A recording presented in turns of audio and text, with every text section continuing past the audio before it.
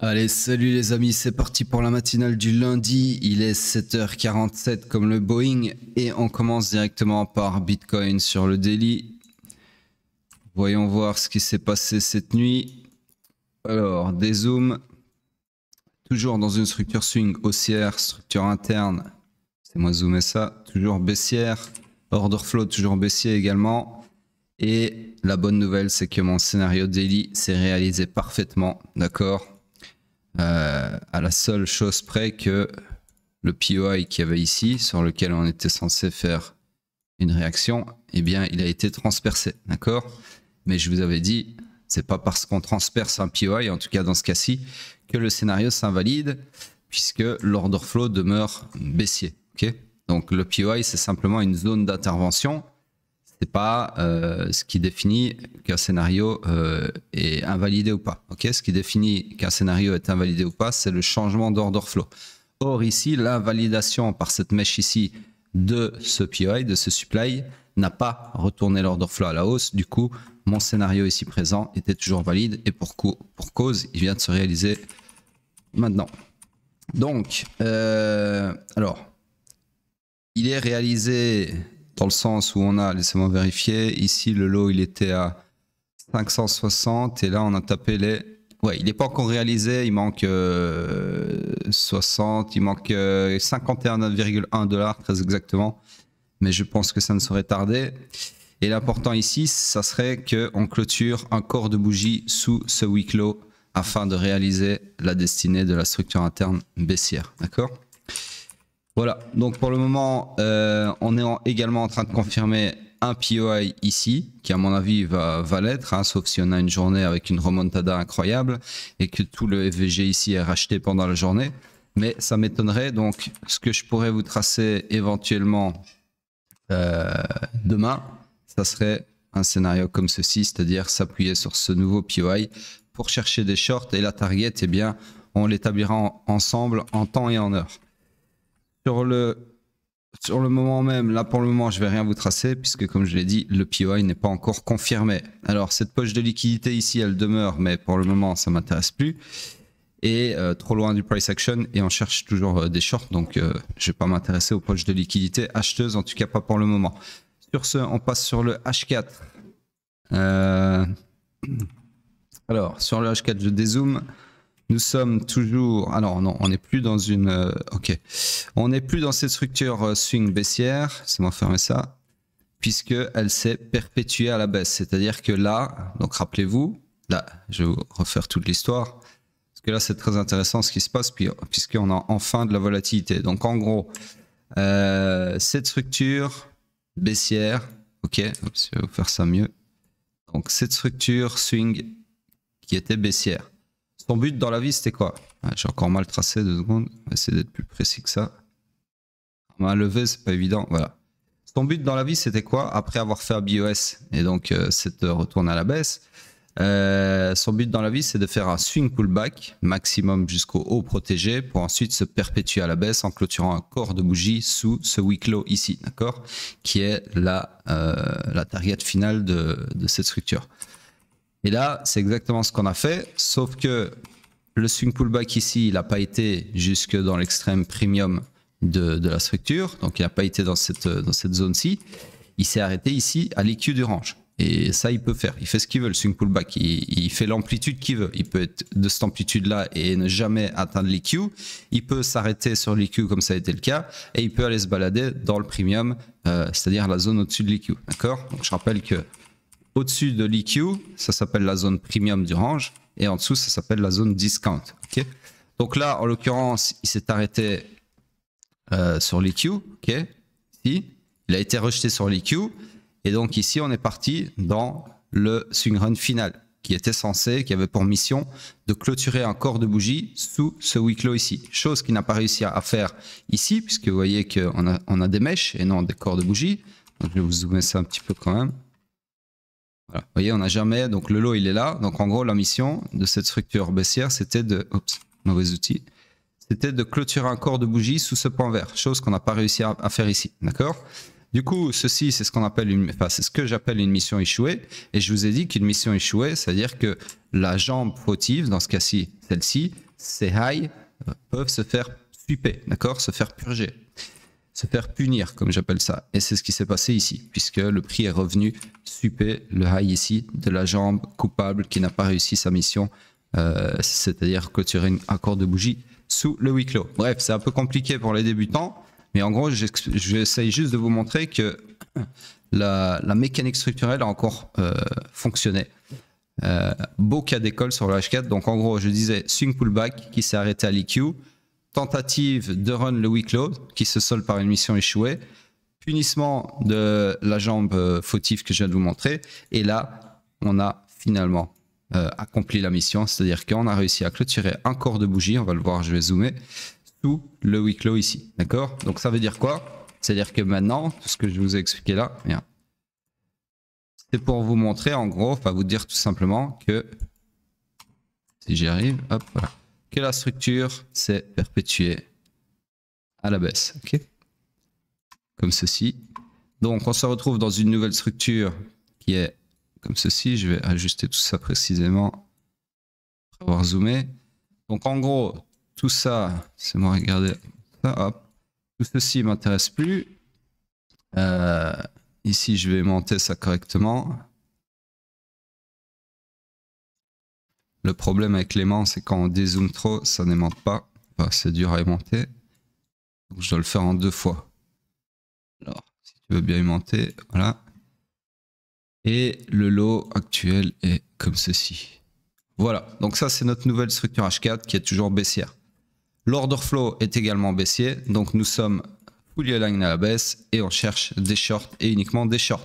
Alors le scénario d'hier en H4, eh bien, il s'est fait invalider bien évidemment puisque l'order flow s'est retourné à la baisse en invalidant la demande ici. D'accord?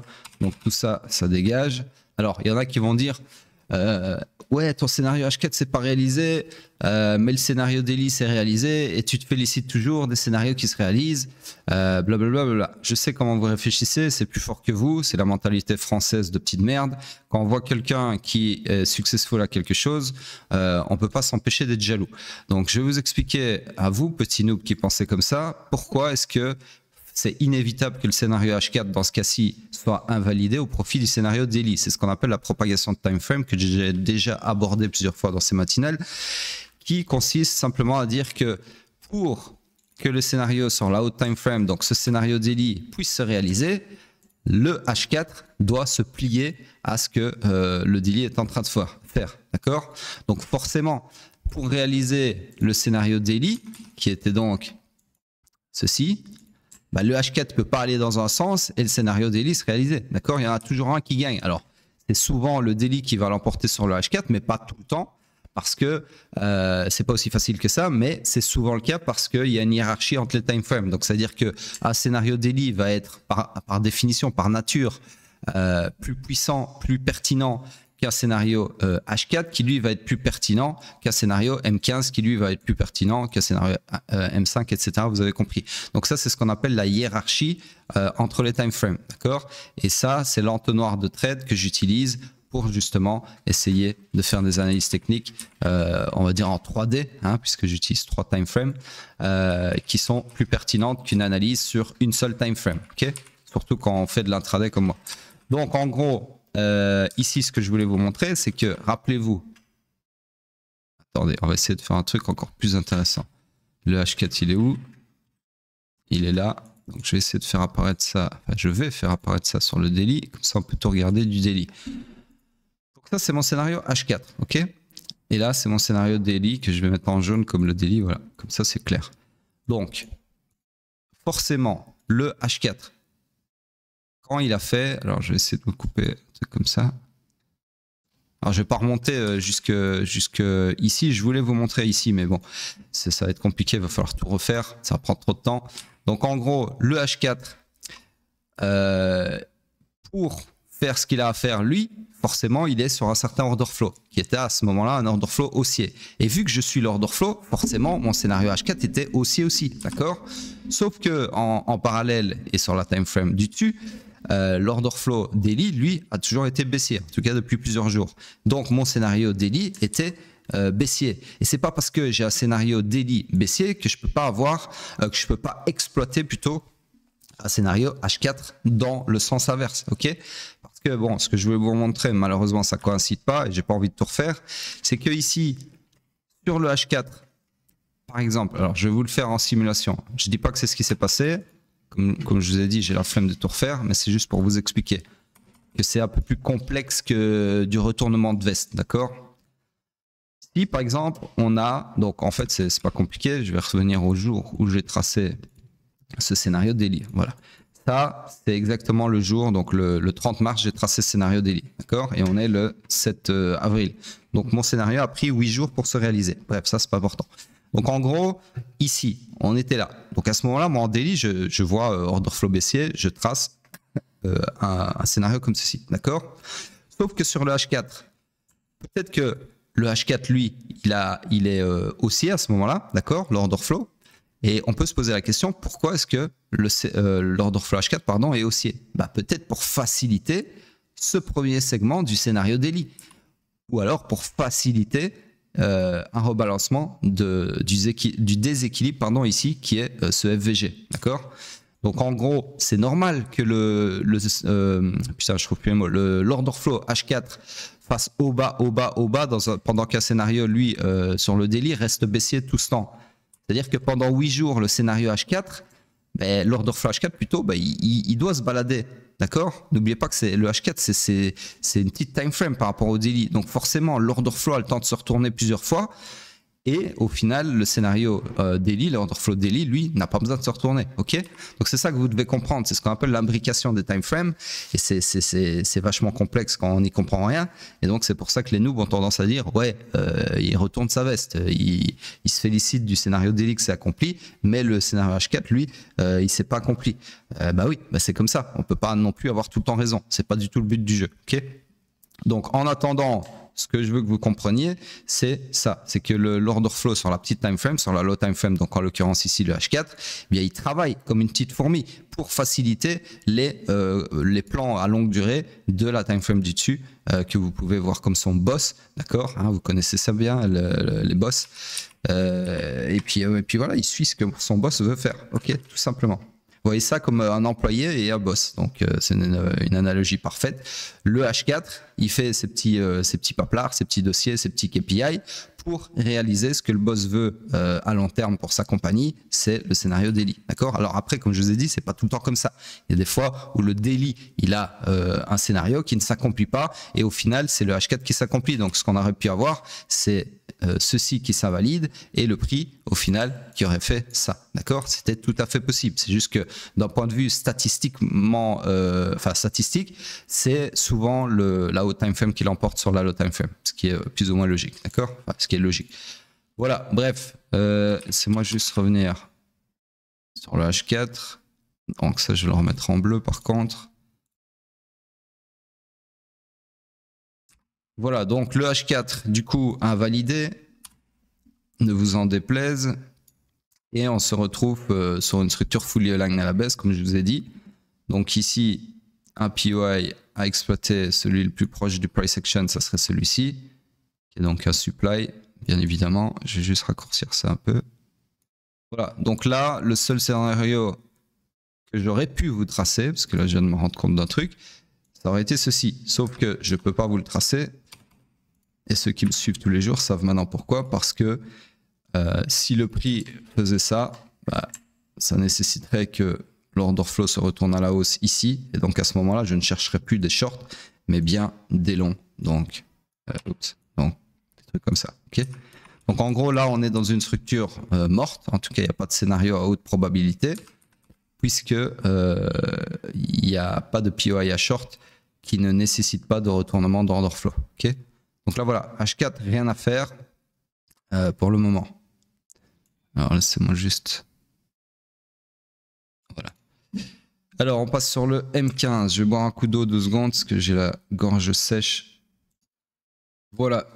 Donc je disais M15, on dézoome. Alors ici, on n'a pas perpétué la structure. Donc on est toujours dans cette structure swing énormissime, baissière. La structure interne, laissez-moi mettre ça à jour. Tout ce qui s'est passé pendant le week-end. Donc pas grand-chose en fait. La structure s'est perpétuée à la baisse ici.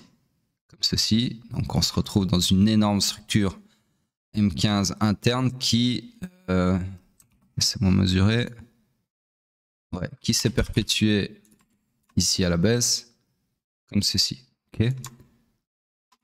Donc là, forcément, le M15, il a dégueulé pour favoriser le retournement d'order flow H4. Hein. Vous pouvez voir le M15 en fait comme étant, alors je sais pas très bien comment ça fonctionne dans le corporate, mais en gros, à mon avis, vous avez un employé M15, d'accord.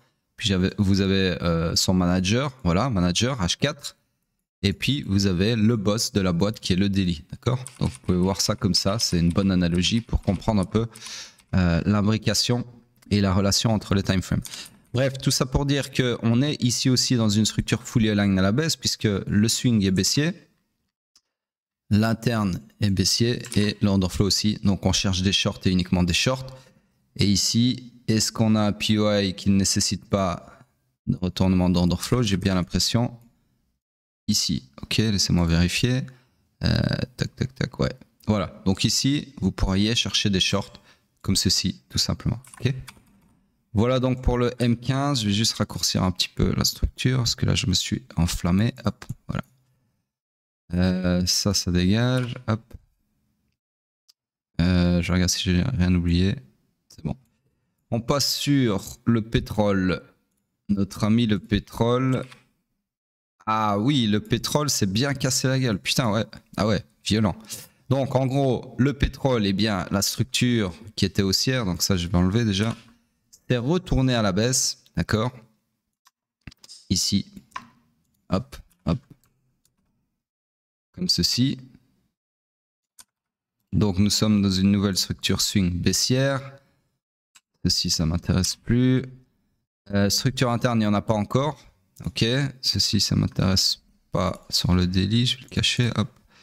Et ceci non plus, hop. Donc, la bonne nouvelle, c'est que la target de mon scénario a été atteinte largement, mais malheureusement, il n'y a pas eu de mitigation de notre supply là en haut. Donc là, pour le moment, nous sommes dans une structure fully aligned à la baisse, ok, puisque swing baissier, order flow baissier. Les structures internes, il n'y en a pas encore, comme je viens de vous le dire. Donc du coup, le POI le plus proche du price action qui est confirmé, du moins, ça serait celui-ci. Et le scénario que je pourrais vous tracer là tout de suite maintenant, ça serait tout simplement... Attendez, on va essayer de faire ça correctement. Ça serait tout simplement un truc comme ça, ok?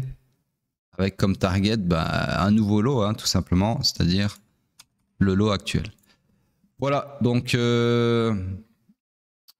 incroyable quand même ce crash de fou. Et ça, quand vous comparez, on n'a pas eu souvent des crashs comme ça sur le pétrole. Bref, sur ce, on passe sur le H4.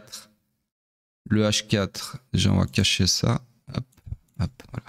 Donc le H4, forcément, lui aussi, s'est retourné à la baisse, ok, comme son boss. Si le boss il va dans une direction, il y a beaucoup de chances que l'employé suive.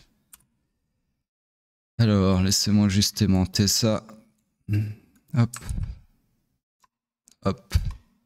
Comme ceci. Donc, on se retrouve dans une nouvelle structure énormissime. Malheureusement, comme ceci. H4.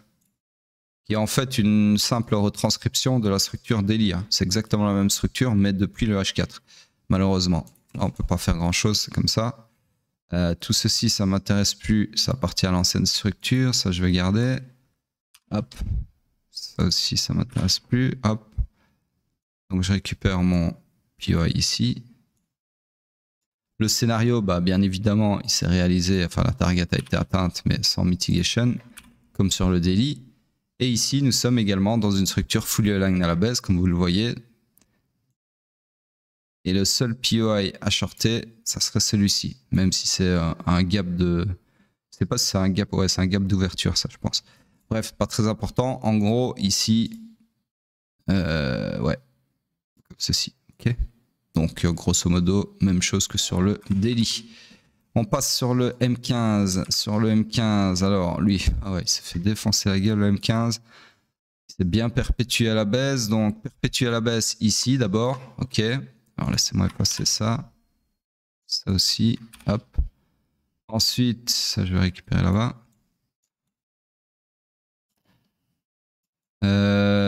Donc ensuite, perpétuation, pour moi, ici, même si on n'a pas eu vraiment de retracement à 30%, mais je vais pas me balader dans des structures énormissimes. Donc voilà.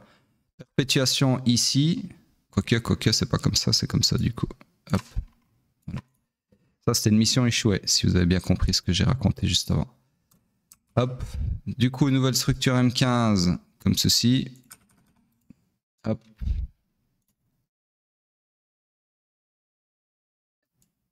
Laissez-moi regarder, qu'est-ce que c'est que ce bordel?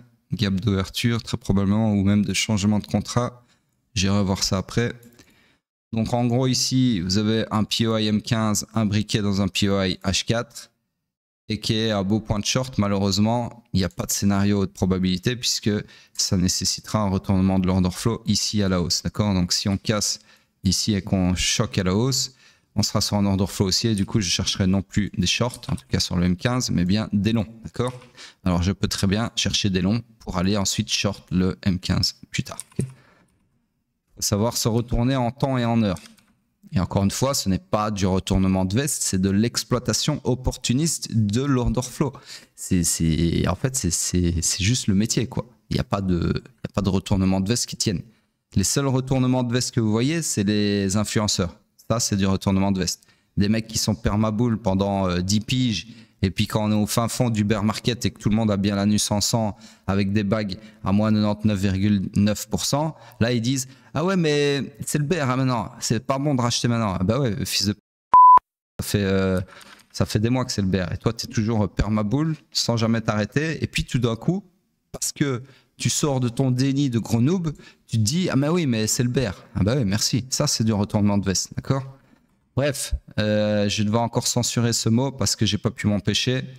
C'est tellement des raclures, en fait, il m'oblige à parler mal. Je vois ça sur Twitter tous les jours, ça me gonfle en fait. C'est vraiment du foutage de gueule, il n'y a pas d'autre mot. Du vrai foutage de gueule par rapport à vous, les victimes de tout ça, qui n'y connaissaient rien. Pour la plupart, vous vous faites berner par des mecs sous prétexte. Je l'ai encore vu hier sur mon Twitter, mon tweet, pardon. Sous prétexte que les mecs ils ont des centaines de milliers de followers, bah, les gens crédules ils vont se dire ah bah ouais si le mec il est autant suivi, c'est ça le raisonnement débile que vous faites dans votre tête, c'est si le mec pardon il est aussi suivi, c'est qu'il sait forcément de quoi il parle, c'est que c'est forcément un expert. Sauf que non, c'est juste qu'il sait parler aux noobs, il dit ce qu'ils veulent entendre. Forcément, quand t'as un mec tous les matins qui te dit, qui lâche des tweets, qui disent ouais ton bag il va monter, bah t'as envie de le suivre. C'est normal, c'est l'humain, il est comme ça. Il est con.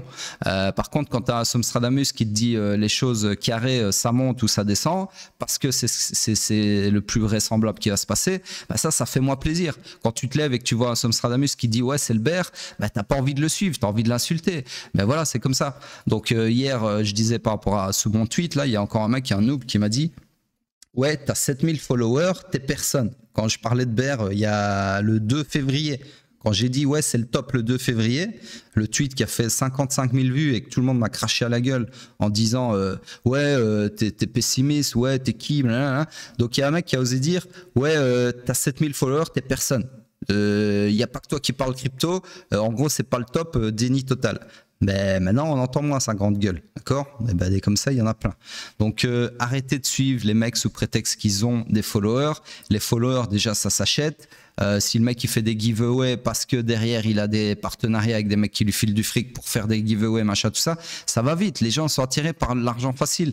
Donc forcément, un mec comme moi, il va moins avoir de followers alors que son contenu il est 1 million de fois mieux qu'un trou du cul comme Crypto Matrix ou comment il s'appelle le guignol Crypto Futur. Tous ceux déjà qui ont le mot crypto dans leur pseudo, déjà faut les fuir, d'accord? C'est comment on appelle ça? Putaclic, c'est du pseudo putaclic ça. Tu mets crypto dans ton truc, alors les mecs ils se disent ah ouais c'est un mec qui touche en crypto et tout machin, je vais le follow. Bref, j'arrête la parenthèse haineuse sur ces influx de merde et je continue où j'en étais, c'est-à-dire le petit hype on va faire puisqu'on a fini le pétrole. Il est où mon petit hype? Hop, ici.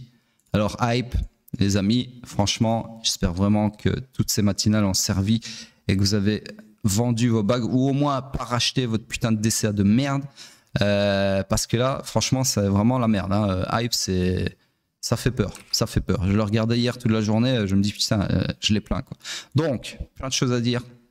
Le daily, bah, la target a été atteinte, malheureusement, on n'a pas eu de scénario sur le supply ici, ok. L'orange, bah lui, il continue tout simplement de s'agrandir, comme ceci, ok. Ceci, ça n'appartient pas au daily, laissez-moi le cacher, hop. Alors, en weekly, bah, on va commencer par le weekly en fait. Alors, en weekly, je vous le donne en 1000. Non seulement on a invalidé le seul plancher qu'on pouvait avoir, ça c'est goodbye. Alors ça, laissez-moi le cacher vite fait. Hop. Ensuite, on a cassé le all-time low. C'est incroyable les amis, c'est-à-dire qu'il y a des mecs, moi ça me sidère. Honnêtement, hein, c'est pas pour, franchement, pour le coup là, c'est même pas pour me moquer, c'est vraiment un truc qui me... je suis limite admiratif devant autant de débilité en fait. C'est pas pour me moquer, c'est vraiment la nature humaine que je critique ici, personne en particulier, mais imaginez la grid, ce que ça peut faire. Donc il y a des mecs ici, ils ont eu de l'hélicoptère money, je sais que j'ai déjà dit, mais il faut le redire, que ça vous fasse mal et que la prochaine fois vous sachiez vous payer, d'accord? Parce que c'est ça que vous savez pas faire, vous payez, vous êtes trop greedy, vous voyez trop des lambeaux là où il y en a pas, d'accord? Donc en gros, il y a des mecs qui ont eu de l'argent gratuit ici, hélicoptère money, jusque là vous l'avez tenu à fois je sais pas combien, et vous avez, putain c'est une dinguerie, vous avez perdu plus, donc là c'est-à-dire vous avez moins d'argent qu'aujourd'hui de l'airdrop. C'est une dinguerie. Pour le coup, moi, vraiment fier de mon move, j'ai fait Ordi 2. Alors Ordi, c'est pareil. Ordi, je l'ai acheté, je sais plus à combien par contre, mais je l'ai acheté, je crois, sous les 10$. Non, moins, que je raconte, beaucoup moins. Je sais plus, je vais pas dire de bêtises. Je suis pas mythomane, j'ai beaucoup de défauts, mais je suis pas mythomane. Donc en gros, ici, Ordi, je l'ai acheté très bas. Et je l'ai vendu quasi au top. Je l'ai vendu à 27$. Le premier top, hein, parce qu'après Ordi, il a fait ça, d'accord? Mais je veux dire, entre-temps, on a fait un hype, en fait, on est revenu quasi au prix de lancement de Ordi. Donc Ordi, j'ai vendu au top, en tout cas le premier top. Et ici, pareil, j'ai vendu quasi au top. Je pense que j'ai vendu vers les 30. Je ne saurais plus vous dire, il faudrait que j'aille voir, ok? Donc, très content de ce move. Et encore une fois, je ne vous dis pas ça pour faire le mec ou quoi, mais voilà, je vous le dis quoi.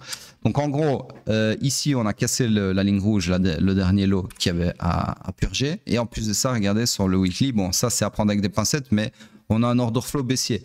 Pourquoi avec des pincettes? Parce que c'est un order flow qui a été tracé automatiquement par l'indicateur, parce qu'on a cassé le lot ici, mais en fait il n'y a pas vraiment de mouvement, en fait ici il n'y a pas assez de mouvement pour établir un vrai choc. Pourquoi? Parce qu'un vrai choc, normalement, il faut avoir des zigzags comme ça, d'accord? Sauf qu'ici, vous n'avez pas de zigzag, vous avez juste ça. Ici, on a juste ça. Donc, il manque quelque chose pour faire des vrais chocs. Puisqu'en fait, tout ce qui était compris entre le low et le high ici de la première jambe de hausse, bah, tout ça, c'est du complexe pullback. Enfin, jusqu'à hier, quand on casse le low ici, d'accord? C'est-à-dire que tout ça, ça compte pas. Parce que c'est compris à l'intérieur de cette jambe de hausse là, d'accord? Du coup, le choc ici, en fait, oubliez-le parce que c'est pas du tout pertinent, okay, techniquement parlant. Bref, sur le weekly, c'est la catastrophe. On est sur un nouvel all-time low, ok? C'est tout ce que je voulais vous dire, et on a perdu surtout le plancher weekly. Alors, en daily, ici, si demain on confirme le FVG ici, je pourrais vous tracer un scénario comme ceci. Et donc le scénario, ça serait un truc comme ça, ok? Tout simplement, target nouveau lot. Donc là, pour le moment, toujours fully align à la baisse, il n'y a absolument rien à long, ok? Alors bien évidemment, c'est peut-être plus le moment de vendre vos hype non plus, hein. Mais de toute façon, là, si vous les vendez, vous faites chou blanc ou même une perte. Je ne sais pas combien exactement hype a été airdroppé, parce que moi, en fait, quand je suis arrivé sur le chart, j'avais carrément oublié que c'était le jour de l'airdrop, donc je suis arrivé sur le chart, il était déjà monté. Je ne sais pas exactement s'il a été donné, donc c'est quoi ici? Ouais, non, 10,44$, non, moi je l'ai vu à 8$ quand je suis arrivé sur le chart, donc il ne peut pas avoir été donné à 10$. Donc à mon avis, ici, il manque des bougies. Bah forcément, il manque des bougies, parce que je pense que ça a commencé de 0 déjà. Ici, ça commence pas de 0, ça commence de 10. Donc oui, il manque des bougies. Donc en fait, ce chart-là, je devrais même pas faire ce genre d'analyse avec le all-time low ici, parce que c'est pas le all-time low. Ça, le all-time low, c'est 0. Donc voilà, bref, c'est pas très grave, mais voilà.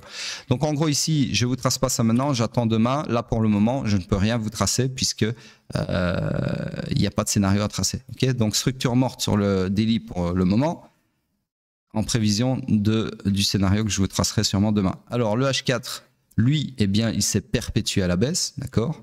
Donc regardez comme c'était propre. Ici, j'avais identifié la poche de liquidité et au final, hier, on est venu la purger, okay, en perpétuant la structure à la baisse, puisqu'on a clôturé une bougie, un corps de bougie sous ce week low ici, d'accord, qui était la destinée de la structure. Donc en gros, ça m'intéresse plus. Je perpétue la structure, enfin, on a perpétué la structure à la baisse. Nouvelle structure H4 comme ceci, hop. Dans cette structure, eh bien, toujours fully aligned à la baisse, d'accord? Donc, on cherche des shorts et uniquement des shorts. Et là, laissez-moi regarder, ouais, on a un POI confirmé sur lequel on peut chercher des shorts, comme ceci. Je vais vous tracer ça. Hop. Voilà. Donc, en gros, le scénario sur Hype, ça serait ceci, ok?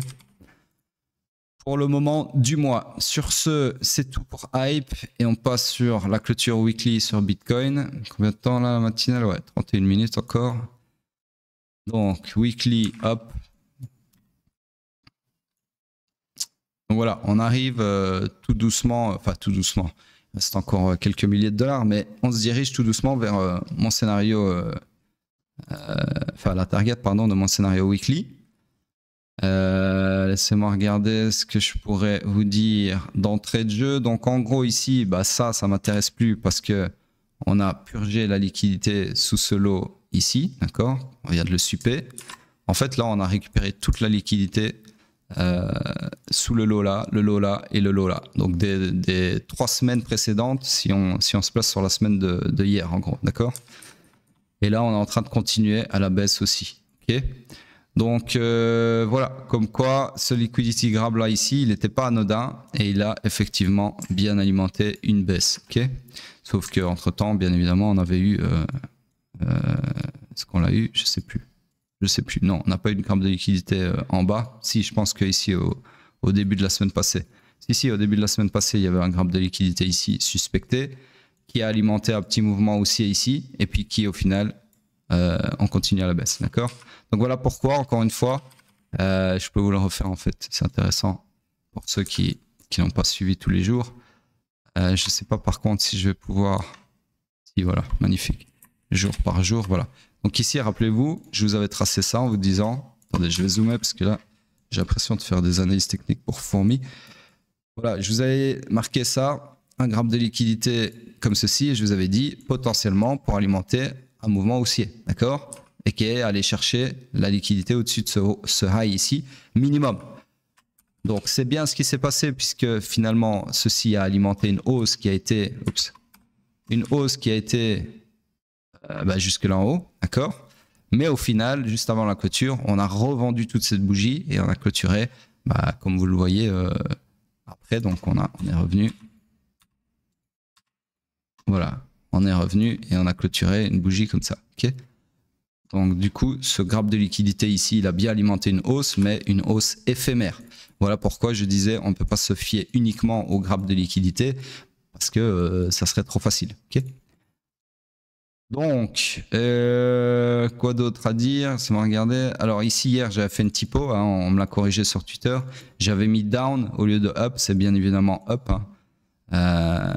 Mais de toute façon, ah oui, du coup, je peux pas effacer ça, parce que ça appartient à l'infobulle. Donc ça, je dois le remettre, je dois le laisser malheureusement. Hop.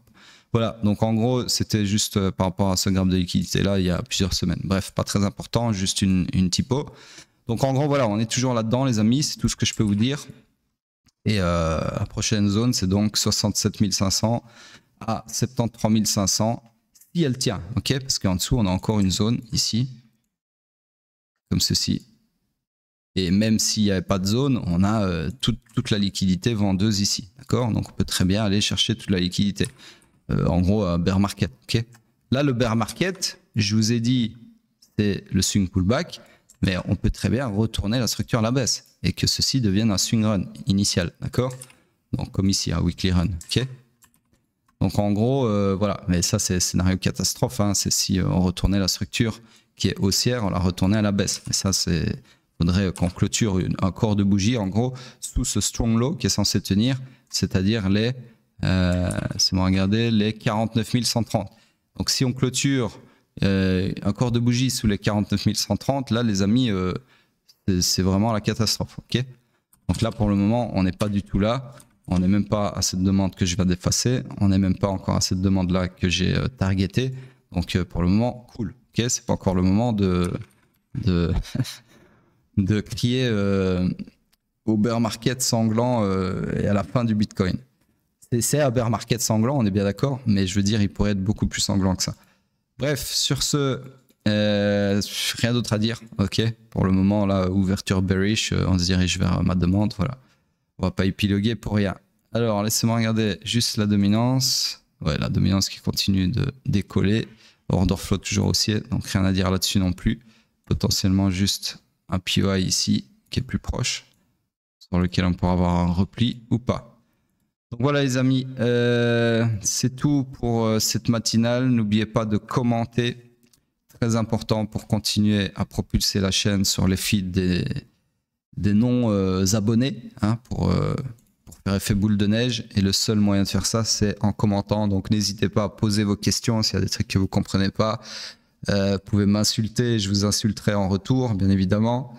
Vous pouvez dire merci, vous pouvez mettre un petit émoticône en mode feignasse. Je prends tous les commentaires tant que ça propulse cette chaîne. Ok, sur ce, à plus tard.